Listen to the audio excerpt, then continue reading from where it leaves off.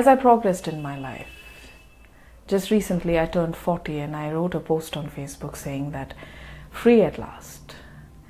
I had written a similar post before that, and a lot of people simply assumed that I have become a sannyasi, a renunciate. I have renounced everything and I don't have obligations, I don't have expectations, I don't have responsibilities to fulfill. It's really farthest from the truth. That's not the truth. But before I get back to what my personal life is and whether or not I have renounced anything, I would like to just take up this subject and speak about it. You know, when we look at celebrities, mystics, inventors, industrialists, people who have attended to their soul's calling and have become successful, or are in the process, in the journey of becoming successful, or at least attending to their soul's calling with all their devotion, we look at them and we say, wow, these are lucky people. They know what their purpose is and they are so devoutly attending to it. They are lucky. Rest of us, we are obligated. We are obligated to our worldly duties. So we cannot do any of this. Let me ask you a question. Jesus on the cross, should we consider him lucky or unlucky? Steve Jobs invented Apple but died of cancer. Lucky or unlucky? Mirabai had to leave everything for her love of Krishna, greatest mystic of India. Lucky or unlucky? Socrates, such a great philosopher, but had to die with a cup of poison. Lucky or unlucky? Should we consider these people, these handful examples that I am giving you, these people, should we consider them lucky because they knew what their purpose was, they knew what their soul's calling was, or should we consider them unlucky because we nevertheless punished them, and countless people like them? So this game is not about being lucky or unlucky. This game is about being committed to your soul's purpose. Yet again, I am repeating, 7 billion plus of us on earth. I don't think so universe sent us to have exactly the same parameters that are the status quo of the society right now. The parameters change with every decade, every century. How can we consider these parameters our benchmarks?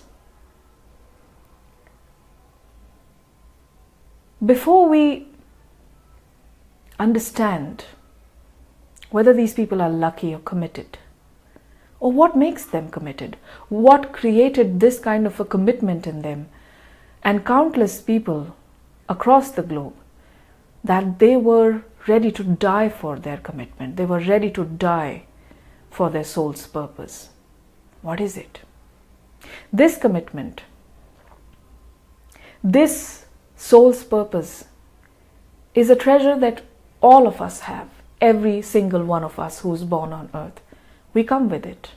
We lose it in the process, we compromise it, we numb it down, it's a different matter. But we all have it, we come with it. To be able to commit to your soul's calling, you're lucky if you know what your soul's calling is. If you don't know what is your soul's calling, then first go on a journey for that. But if you know what your soul's calling is and you are unable to commit to it because you have worldly obligations, or you have pressures, or you have fears and insecurities, I think I can help you with understanding one crucial aspect. Your soul's calling can be committed to if you learn to differentiate between obligations and responsibilities. We run away from everything. We run away from our soul's calling, our higher purpose, in the name of responsibilities. But where we get stuck is that we don't know the difference between obligations and responsibilities. What is obligations? Obligations is, you know how in a game of cricket, tennis, football, there is a scoreboard for each team? And with the scoreboard, you come to know which team has what points, and because of that, you get to decide who the winner is. Obligations is your societal scoreboard. It's you hunting for goodwill. It's you looking for people's admiration. It's you pleasing people so that enough people show up in your marriages, ceremonies, and funerals. People show up in your marriages and ceremonies and funerals, but that crowd that shows up does not make up for the emptiness that you feel inside if you're not living your soul's calling. The emptiness remains. If you are in any way thinking that a huge crowd means that you are popular or you've done good in life, if you think that you attending to someone's melodrama, you attending to some needs that do not attend to anything at all, is living a life, you have a lot of work to do. Obligations, they are an ego trip. That's how I can describe it. Because obligation is someone is expecting something from you. That expectation may be good or bad for you. That expectation may be good or bad for that person. Irrespective of that, you are supposed to attend to that person's melodrama, that person's expectations and projections. And when you do that, you're doing it because you want to come across a nice person in the society. That means you want to score on your scoreboard. And so it is directly an ego trip. Now, responsibilities on the other hand. Responsibility is a direct contribution to a place, a person, or a phenomenon. Without your contribution, this place, this person, this phenomenon will remain incomplete. Responsibility goes hand in hand with your soul's calling. And thus responsibility also goes hand in hand with great freedom, inner freedom. They are interdependent. You get free, you will own up the responsibility of your soul's calling. You own up the responsibilities, you feel free. But obligations and responsibilities are totally two different matters.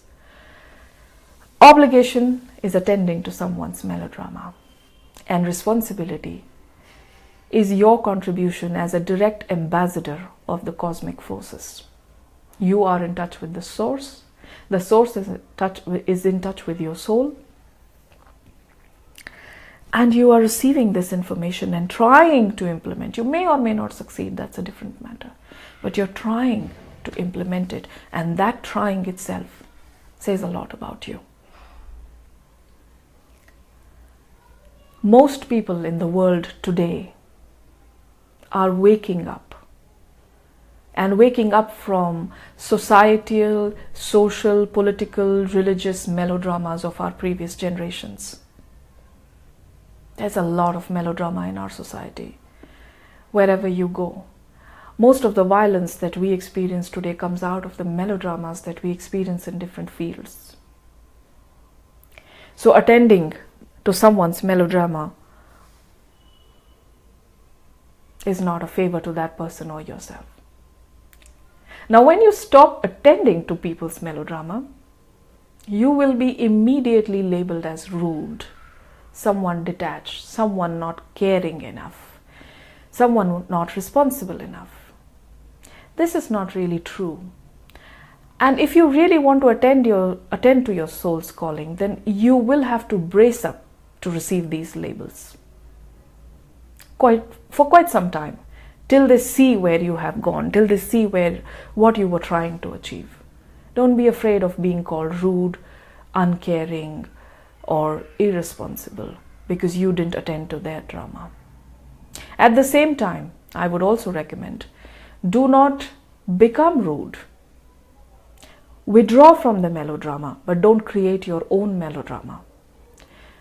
Be loving and compassionate to these people, whosever melodrama you have withdrawn from. Don't become bitter towards them. Just become compassionate. Be able to look at them as beings on their own journey and give them the time and space that they need to understand their own melodrama and to be able to withdraw from it. They and you, both parties are going to go through a melodrama withdrawal symptom or season.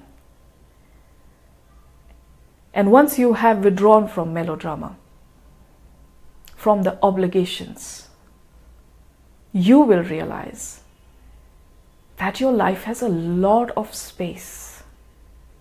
And this space, in this clear space, you will see your responsibilities. And your responsibilities, yet again, let me remind you, it's a direct contribution, your unique contribution to a place, a person, a phenomenon, to bring it to fruition, to complete it. And you will be able to fulfill your responsibilities. Like a small child needs to be nurtured by the parents. This is an important responsibility. It's not an obligation. It's not a melodrama. It is a responsibility.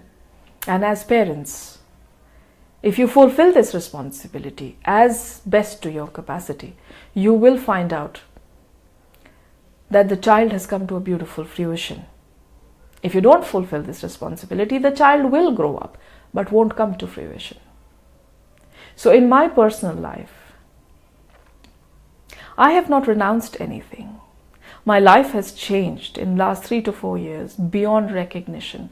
I'm not the same person, but nothing has been renounced. In fact, my responsibilities have tripled.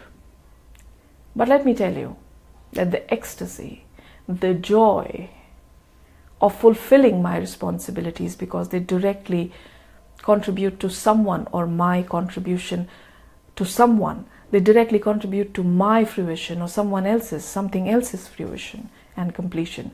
The ecstasy of attending to my responsibilities has tripled as well. There is work, but there's great joy in it. And there's a lot of space because there are hardly any obligations. Well, from the beginning, from a very young age, I'm known to be someone who cuts across people's drama. And so it was not a very difficult thing for me. I attended to a lot of drama, enough for many lifetimes. But now it's time for responsibilities. It's time to create the future. And everything is beautiful. You go through a journey, you go through a personal transformation, you go through tremendous pain yourself when you withdraw from obligations, because it is so deeply embedded in you. But it's all worth it. So if you want to attend to your soul's calling, what I would recommend, or the task that I would give you, is write down 7 obligations that you attend to that are actually someone else's melodrama. And if those obligations are not in your life, you would have a lot more space in your life. Thank you very much for receiving me and listening to me. Lots of love.